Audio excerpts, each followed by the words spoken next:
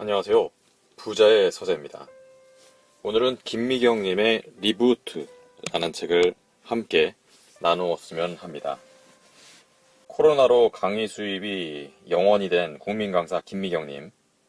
자, 내 일과 사업, 회사를 구하는 해답을 찾았다고 합니다. 전 세계를 구하고자 하는 거대 담론이나 아니면 기업체들이 어떤 방향으로 가야 된다라는 큰 이야기들이 아니고요. 개개인이 힘없고 작은 개개인들이 어떻게 이 코로나로 인해 변화된 세상에서 살아갈 수 있을지 또는 살아남을 수 있을지에 대한 이야기를 풀어 쓴 책입니다. 상당히 읽기 쉽게 써져 있고요. 진짜 개인들에게 정말 많은 도움이 될 수 있는 책이라고 생각됩니다. 자, 작가 김미경님, 웅진 지식하우스에서 출판하였습니다. 자, 프롤로그를 살펴보고요. 그리고 재밌는 그리고 도움될 만한 부분이 있는 부분들을 함께 나누고자 합니다. 내가 알게 된 것을 당신도 알게 되기를.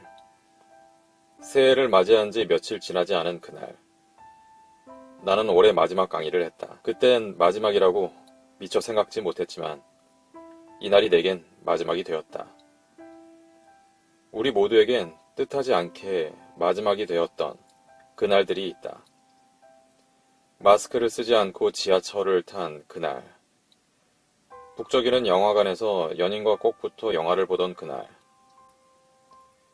올 여름 휴가는 해외 어디로 갈까 설레었던 그날 말이다. 코로나는 강사로 살아온 내 삶을 송두리째 바꾸어 놓았다. 지난 20년간 강연장 연단에 서기를 쉬어본 적 없던 나였다. 어떤 천재지변에도 일주일 이상 강의를 쉰 적이 없었다. 이처럼 속수무책으로 손발이 묶인 건 처음이다. 나의 직업 세계는 처음으로 손 쓸 방법도 없이 완전히 멈췄다. 처음 며칠 동안엔 이러다 말겠지 싶었다. 2월로 접어들자. 이거 정말 심각한데? 오래 가겠어. 싶었다. 불안감이 엄습했다. 아침에 일어나면 오늘의 강의 스케줄이 기다리고 있던 내 일상은 그대로 사라졌다. 내 스케줄도, 내 차도, 그리고 나도 한순간에 멈춰버렸다. 대표님, 이대로 가다가는 안 될 것 같아요. 2월이 막바지를 향해 갈 무렵 회계를 맡고 있는 최 부사장이 조심스레 말을 꺼냈다. 회사에 비축된 자금으로 한두 달이야 버틸 수 있겠지만 그 이상은 어려워요. 내가 운영하는 컨텐츠 회사에는 20여 명의 직원이 일하고 있다. 직원들은 나의 컨텐츠를 가공하고 고객에게 연결하는 일을 한다. 유튜브 채널 김미경TV와 온라인 대학이 있지만 시작한 지 아직 3년도 안 된 사업들이라 적지 않은 직원들을 감당하기엔 턱없이 부족한 상태였다. 그간 우리 회사의 가장 오래되고 탄탄한 수익처는 내 강의였다. 그러니 내 강의가 멈추었다는 건 곧 회사 경영이 위태로워졌다는 말이다. 직원들 월급을 주기에도 수익이 턱없이 부족하다는 말. 회사 통장 잔고가 바닥이 나고 있다는 말. 사장에게 이 말은 사망 선고나 다름없다. 그러나 시간이 흘러도 강의를 다시 시작할 수 있을 조짐은 안 보였다. 내가 하는 대규모 강의는 더더욱 그랬다. 불안하고 초조한 나날을 보내던 어느 날 아침, 내 입에서 나도 모르게 이런 말이 흘러나왔다. 제발 이번만은 지키게 해주세요. 우리 직원들 단 한 명도 내보내는 일이 없도록 한 번만 제 소원을 들어주세요. 나는 찾아내야만 했다. 이 위기를 넘길 방법을, 직원들을 지켜낼 방법을. 그날부터 나는 다른 아침을 살기 시작했다. 전염력이 높은 이 바이러스가 내준 숙제를 풀어야만 했다. 57년 살면서 한 번도 만나본 적 없는 문제를 풀기 위해 나는 만반의 준비를 시작했다. 우선 종이신문 2종을 구독했다. 매일 변화하는 세상 구석구석을 샅샅이 살펴보고 단서를 채집하기 시작했다. 주간지도 2종 구독했다. 이슈를 확실히 이해하기 위해 심층 취재한 기사를 읽어나갔다. 국내외 비즈니스 컨설팅 회사들의 리포트를 받아보기 위해 매일 정기구독 서비스도 신청했다. 미국에서 대학 교수로 있는 남동생에게 미국발 자료를 매일 업데이트 해달라고 부탁도 했다. 작은 단서라도 만나기 위해 경제, 경영, 트렌드, 기술, 인문, 역사, 팬데믹 주제를 다룬 관련 서적들을 매일 읽어나갔다. 정보와 지식을 탐독할수록 인물 단서들이 눈에 띄었고 일주일에 최소한 서너 명의 전문가를 직접 만나 인터뷰를 했다. 내 두뇌와 몸은 강연을 다닐 때보다 오히려 더 바삐 움직였다. 눈붙이는 잠깐의 시간을 빼고는 단서를 찾고 아이디어를 노트에 옮겨 적고 솔루션을 생각해보는데 하루를 모조리 썼다. 시간을 분 단위로 쪼개어 썼다. 몸이 4개여도 부족한 상태였다. 코로나 이후 세상에서 살아남는 법을 알아내기 위한 나의 처절한 몸부림이었다. 한 달여가 지나자 가닥이 잡히기 시작했다. 나만의 코로나 솔루션 노트가 반 이상 채워져 있었다. 매일 새로운 단서를 찾아 내 일과 결합하고 분해하고 재조합하는 과정이 마치 과학자의 실험 노트 같았다. 또 한 달여가 지나자 조금씩 희망이 보이기 시작했다. 이건 그저 위기가 아니야. 다른 세상으로 들어가는 문이야. 라는 확신이 들었다. 들여다볼수록 하나의 단어가 분명해져 갔다. 혼돈으로부터의 질서. 바로 이것이었다. 상점과 공장이 문을 닫는 상황에도 오히려 일어나는 기업이 있고 황량했던 거리는 다른 모습으로 채워지고 있다. 새로운 조짐과 현상들로 온 세상이 분주하다. 작지만 분명한 신호들을 취합하고 나자 숨어있던 질서가 서서히 윤곽을 드러내기 시작했다. 코로나라는 혼돈 속에서 만들어지고 있는 새로운 질서. 이전과 다른 세상에서 살아남는 법. 정확히 말하자면 나 김미경이 살아남는 법이 선명하게 드러난 날, 나는 직원들과 저녁 식사를 하면서 말했다. 코로나 이후는 완전히 다른 세상이야. 살아가는 공식, 돈 버는 공식이 완전히 달라. 그 중에서도 내가 발견한 4가지 공식으로 우리 회사는 다시 살아날 거야. 그러려면 먼저 해야 할 것이 있어. 코로나 이전에 했던 사업 방식을 완전히 리셋해야 해. 아까워하지 말고 필요 없는 것은 다 초기화하자. 이제부터 우리가 할 일은 리부트야. 그 후 수개월에 걸쳐 우리 회사는 각 사업별로 리부트에 돌입했다. 정리할 것은 확실히 정리하고 변화된 세상에 맞춰 새로운 사업을 시작했다. 다행히 코로나 사태가 5달째로 접어들고 있는 지금까지 우리 회사는 위기를 넘기고 순항 중이다. 한 명의 직원도 내보내지 않게 해달라는 나의 기도는 현실이 되었다. 오히려 새로운 비즈니스가 커지면서 매달 신규 직원이 입사하고 있다. 강의는 여전히 한 건도 없지만 다른 방식으로 세상과 연결되는 방법을 찾아낸 덕분이다. 당장 급한 불을 끄고 나니 그제야 주위 사람들이 눈에 들어왔다. 언제나 나를 지켜주고 응원해주는 110만 명의 김미경TV 구독자들과 함께 공부하는 1만여 명의 학생들도 코로나로 인해 크고 작은 타격을 받았다. 재택근무 중에 해고 통보를 받은 싱글맘, 오픈한 지 한 달 만에 손님이 뚝 끊긴 식당 주인, 패키지 여행이 전부 취소된 후 환불 요청에 시달리는 작은 여행회사 사장까지 나처럼 갑자기 일이 끊기거나 직장을 잃은 사람들이 부지기수였다. 더 큰 문제는 앞으로 어떻게 이 상황을 헤쳐나가야 할지 길을 찾지 못하고 있다는 사실이었다.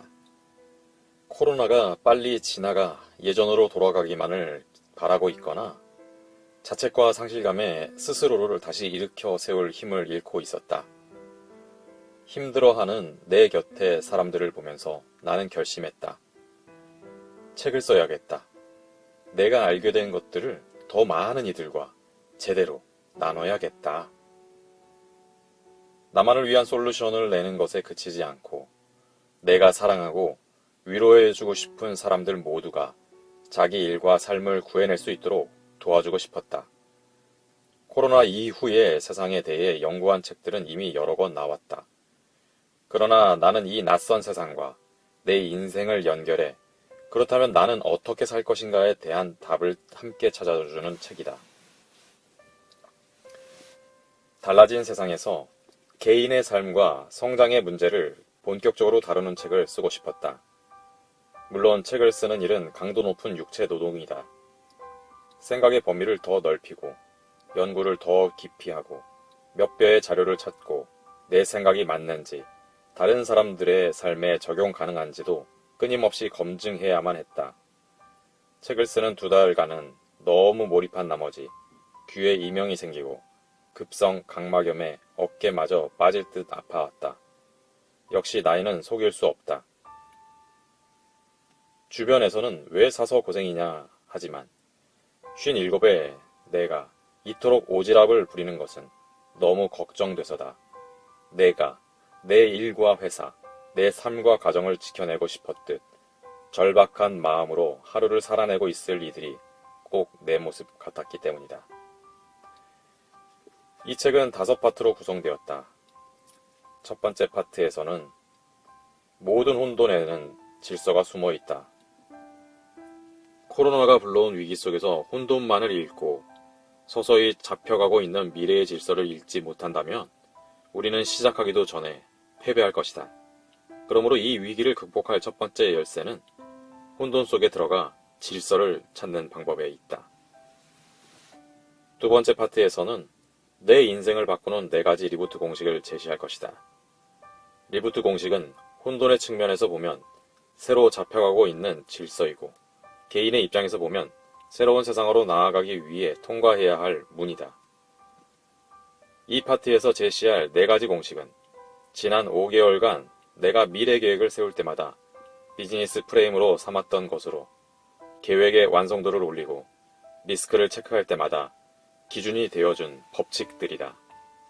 언택트를 넘어 온택트, 디지털 트랜스포메이션, 인디펜던트 워커, 그리고 세이프티라는 4가지 리부트 공식을 무사히 잘 통과한 개인이나 사업은 코로나 이후 세상에서 성공할 확률이 높다. 세 번째 파트에서는 리부트 시나리오를 함께 쓰는 방법에 대해 구체적으로 다룬다. 나를 다시 일으켜 세우기 위해 반드시 해야 할 것이 나만의 시나리오를 쓰는 것이다. 알고 이해하는 수준으로는 나를 일으켜 세울 수 없다. 지금 이 순간에도 세계 각국의 기업, 연구기관 등에서는 코로나 이후 어떻게 살아남을 것인가에 대한 시나리오가 쏟아져 나오고 있다. 기업별로, 산업별로 수억, 수십억 원짜리 시나리오를 수차례 걸쳐 쓰는 중이다. 수십 개의 기업 시나리오를 연구하다 보니 한 가지 질문이 머릿속에 또렷이 떠올랐다. 좋겠다. 다들 똑똑해서. 그런데 우리 개인들은 어떡하지? 나는 어떡하지? 누구도 개인의 문제를 심각하게 들여다보고 수억 원짜리 시나리오를 써주진 않는다. 내 시나리오는 내가 써야 한다. 4번째 파트에서는 일자리를 지키기 위해 뉴 러너가 되어야 한다는 메시지를 담았다.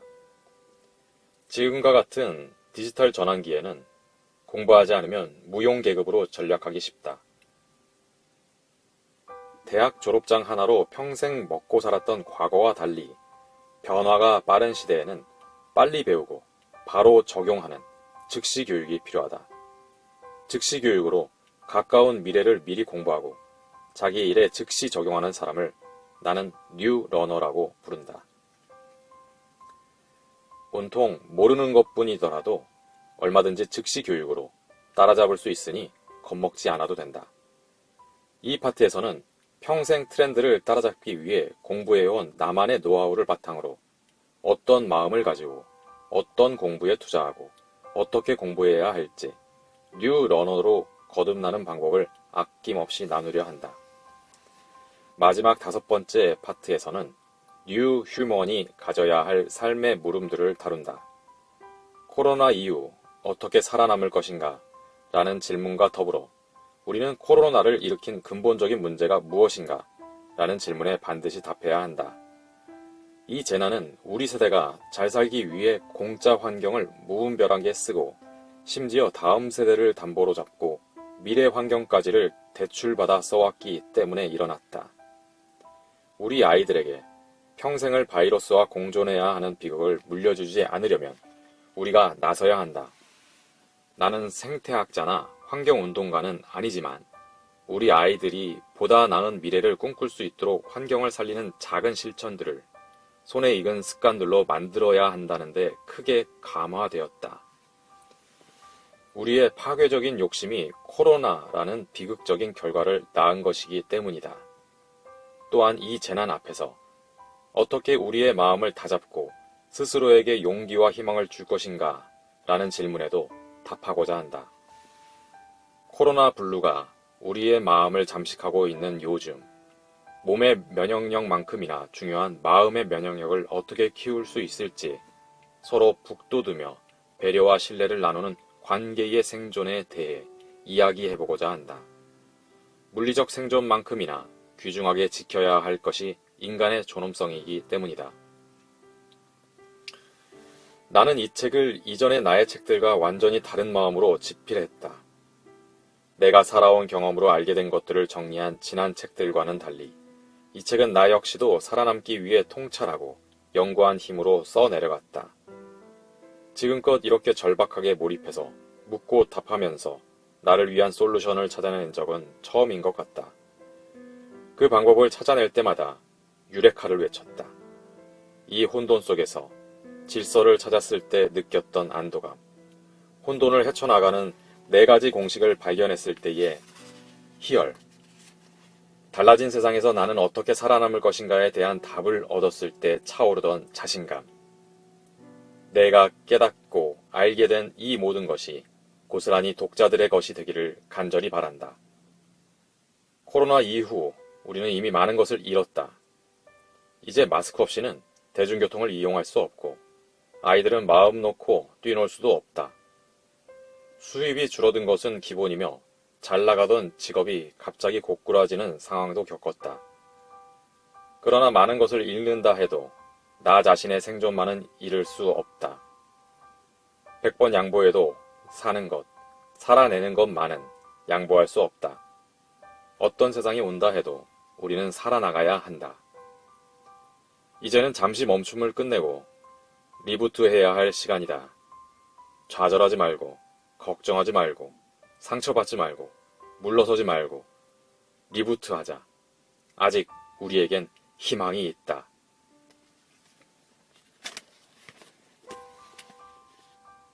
마음의 면역력을 키우는 3가지 백신. 10명 중 7명이 코로나 블루. 살다 보면 마음의 병이 들 때가 있다. 우리는 매일 크고 작은 생채기를 견디며 살지만 마음의 가장 큰 병이 들 때는 2가지 경우 중 하나다. 건강에 심각한 문제가 생기거나 아니면 돈의 문제가 생기거나 갑자기 암 선고를 받거나 사업이 망해 빚을 지는 상황에 몰릴 때 사람들은 극심한 스트레스에 시달리고 마음의 병을 얻게 된다. 그런데 그 2가지 상황이 한꺼번에 왔다. 코로나에 걸려 죽을지도 모른다는 상황도 노이로제를 유발하는데 경제적 기반까지 무너지고 있다. 마치 지진이 와서 땅이 갈라지듯 내가 어제까지 해왔던 일들, 내 생계의 집안이 갑자기 무너지고 있다. 이럴 때 자칫하면 마음의 병이 들기 쉽다. 최근 설문조사에서도 10명 중에 7명이 일명 코로나 블루, 코로나로 인한 우울과 불안을 경험했다고 토로했다. 이럴 때 가장 필요한 것이 마음의 면역력이다. 몸에만 질병과 싸우는 힘, 면역력이 필요한 것이 아니다. 우리 마음에도 수많은 병과 싸워 이겨내고 나를 구해내는 마음의 면역력이 절실하다. 예전에는 마음이 우울하거나 슬프면 해결할 수 있는 방법이 다양했다. 친구들과 만나 실컷 수다를 떨 수도 있었고, 영화를 보러 가거나 여행을 갈 수도 있었다. 그런 소소한 일들이 살아가는 재미이자 치료제였는데 이마저 빼앗겼으니 더욱 답답하고 마음 둘 곳이 없다. 금방 끝날 거라는 기대도 점차 사라지고 있다. 시간이 흐를수록 점점 해법은 안 보이고 불안감은 더 커질 것이다. 마음이 강한 사람조차 나는 지금껏 뭐 했나 라는 자괴감과 열등감에 사로잡히기 쉽다. 우울하고 불안하고 아픈 마음을 데리고 살아야 하니 보통 마음으로는 안 된다. 코로나 이전 마음으로는 코로나 이후를 버텨내기 어렵다. 그 어떤 어려운 상황에서도 기어이 웃을 수 있는 하루를 만들고 갑작스러운 변화 앞에서도 겁먹지 않는 나, 그런 나를 만들려면 내 마음의 면역력도 끌어올려야 한다. 더 튼튼하고 건강한 마음으로 살기 위해 내면을 더 자주 들여다보고 잘 보살펴줘야 한다. 57년을 살아온 나 역시 이번 코로나는 정말로 쉽지 않았다. 그동안 내 마음 면역력이나 회복 탄력성을 의심한 적이 없었는데 코로나 초기에는 나도 힘겨웠다. 가만히 있어도 마음이 자꾸 우울과 불안으로 기울어져 갔다. 그럴 때마다 내가 스스로에게 해줬던 말이 있다. 어쩌면 이 말이 나에게 마음의 백신 노릇을 해줬는지도 모른다. 위축될 때는 상대를 절반으로 접어라. 이까짓 기술 1년이면 다 배우지. 내가 그동안 살아낸 실력이 얼만데. 내가 디지털 세상에 위축될 때마다 스스로에게 가장 많이 했던 말이다. 지금도 하루에 10번은 넘게 하는 것 같다. 한 번도 해보지 못한 걸 해야 할 때, 안 가본 곳을 처음 갔을 때, 아무리 똑똑한 사람들도 위축되기 마련이다. 나도 배짱 하나는 뒤지지 않는 사람인데 처음 디지털 세상에 접속했을 때는 나도 모르게 기가 죽었다. 용어들은 왜 그렇게 다 무시무시한 알파벳으로 되어 있는지 외계어 같았다. 생소한 단어들이 도대체 무슨 뜻인지 알아내고 익숙해지는 데만도 시간이 한참 걸렸다. 이런 말들을 일상 용어로 쓰는 이들은 또 얼마나 대단해 보였는가. 내가 안 가져본 곳들에 대해 우리는 쉽게 과대평가하곤 한다. 잘 모르면 일단 그걸 가진 이들이 엄청 잘나 보인다. 거기서 끝나면 다행인데 저 사람은 나보다 똑똑하고 나보다 훨씬 더 앞서 있다는 생각에 열등감이 올라온다. 그런 마음의 작용이야 인간이기에 당연한 것이지만 거기에 너무 오래 붙잡혀 있으면 안 된다. 내 마음을 계속 쪼그라져 작아지게 두면 안 된다. 앞으로 우리는 디지털과 내 일을 합체하는 과정을 거쳐야 한다. 이것은 포스트 코로나 시대에 생존하기 위해 피할 수 없는 과정이다. 그런데 용어부터 생소하고 공부할 게 많으니 덜컥 겁부터 난다. 나는 그럴 때마다 일단 상대를 절반으로 확 접어버린다. 일부러 과소평가하는 것이다. 그까짓 디지털 기술이야 열심히 공부하면 금방 해치우지. 나는 뭐 바보야? 나보다 몇 년 앞서서 시작했으니 그만큼 잘 아는 게 당연한 거지.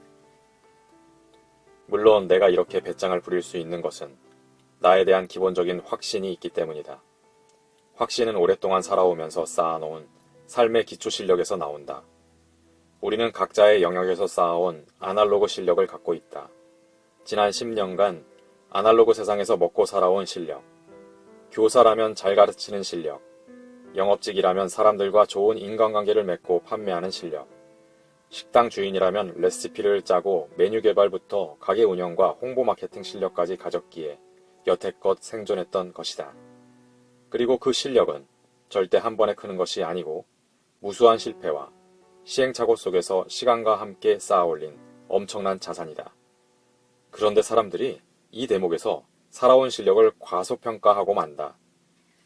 그까짓 거 남들도 다 그 정도는 하면서 살지 않냐고 한다.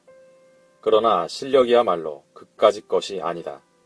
이런 치열한 경쟁 사회에서 그동안 나를 먹여 살린 만큼 혹은 가족을 먹여 살린 만큼 벌었다면 이미 당신의 살아낸 실력은 검증된 것이다. 세상이 아날로그에서 디지털로 변했다고 그 실력이 어디로 가는 것이 아니다. 그걸 갖고 이동할 뿐이다. 살아가는데 가장 중요한 것은 기술이 아니라 실력이다. 기술은 집중하면 단기간에 얻을 수 있다. 마음먹고 공부하면 내 비즈니스에 필요한 기초 기술 정도는 몇 달 만에 가질 수 있다. 그러나 실력은 오랜 시간 동안 갈고 닦아야만 얻을 수 있는, 내가 먹고 살 수 있는 코어 컨텐츠다. 우리는 이 중요한 사실을 헷갈리면 안 된다. 먹고 사는 기초 실력이 없으면 기술은 아무 소용이 없다. 내가 강의하는 실력이 없었다면 유튜브를 하건 줌을 하건 누가 내 얘기를 들어줬을까?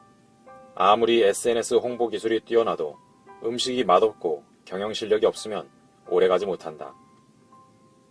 애자일 마케팅으로 아무리 재빠르게 빅데이터를 분석하고 성과를 측정해도 팔아야 할 콘텐츠가 함량 미달이면 어떻게 해도 안 팔린다.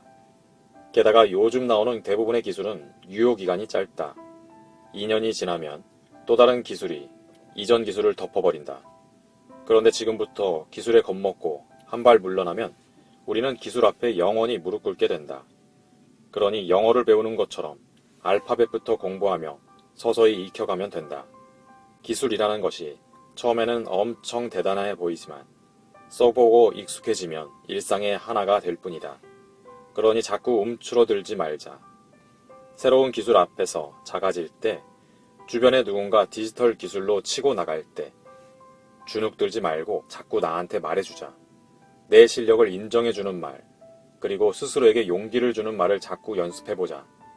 그동안 열심히 살아온 당신은 충분히 그럴 자격이 있다. 혼돈의 변수는 불변의 상수로 이겨라. 코로나로 인해 우리는 거의 다 크고 작은 인생 계획을 수정하고 있다. 누군가는 은퇴 후 목표한 길이 막히고, 누군가는 먹고 살 수출길이 막히고, 누군가는 미래의 꿈이 막혔다. 하지만 길이 끊어졌다고 언제까지나 기다리고만 있을 순 없다. 노후 계획이 틀어졌다면 다시 새로운 목표를 계획하고, 수출길이 막혔다면 사업 포트폴리오를 다시 조정하고, 미래의 꿈이 불가능해졌다면 돌아가는 방법을 찾아야 한다. 한마디로 코로나 이후 잃어버린 길을 다시 찾으려면 목표를 수정하는 방법밖에 없다. 수정할 때 가장 먼저 해야 할 일은 상수와 변수를 구분하는 것이다. 세상이 어떻게 변하든, 나를 둘러싼 환경이 어떻게 달라지든 그 일을 하고 싶은 나는 변하지 않는 상수다. 나를 제외한 나머지 변수는 얼마든지 수정할 수 있는 것들이다. 이걸 놓치고 상수와 변수를 헷갈리면 마음을 다치기 쉽다.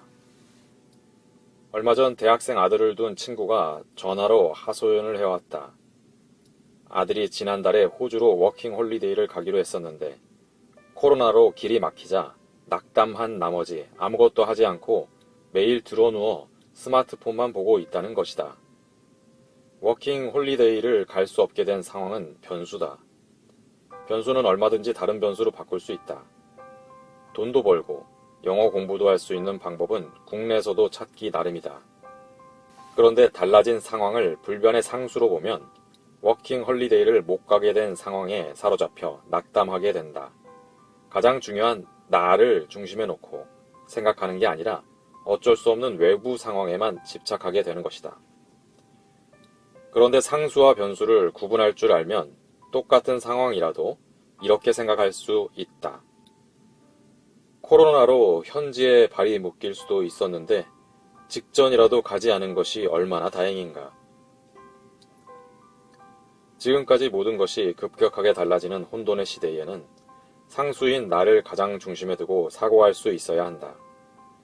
그래야 비로소 나만의 길을 찾을 수 있다.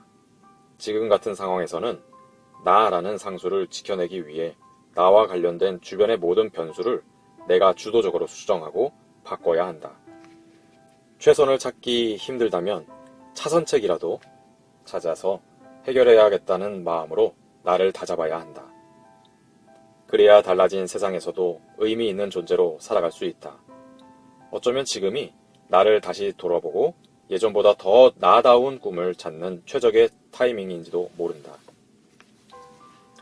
나이 50을 넘으면서 내가 깨달은 것이 있다면 한 번뿐인 인생에서 재료 탓을 해봤자 달라지는 건 아무것도 없다는 것이다. 재료는 두 가지가 있는데 하나는 행운이고 또 다른 하나는 불행이다. 생각하는 대로 모든 것이 이루어지는 걸 행운이라고 한다면 아무리 애써도 뜻대로 되지 않는 건 불행일 것이다. 그런데 지나고 보니 나에게 온 모든 일은 행운도 불행도 아니었다. 무색무취, 중성, 말 그대로 그 자체로는 아무런 의도가 없었다. 단지 그때 내가 그 일을 어떻게 다루느냐에 따라 행운이 되기도 또 불행이 되기도 하는 것이다. 지금의 상황도 재료로 보면 생각이 조금은 명료해진다. 코로나를 불행이라고 단정 짓는 대신 나에게 행운을 가져다 줄 재료일지도 모른다고 생각하는 것이다. 누가 알겠는가? 미래의 당신이 이렇게 말하게 될지. 그때 코로나 때문에 제 계획이 다 어긋났죠. 당시엔 불행이라고 생각했는데 지금 와서는 오히려 행운이었더라고요. 시대에 뒤처진 부분을 과감히 정리하고 새로운 방식으로 사업을 시작하는 계기가 되었으니까요.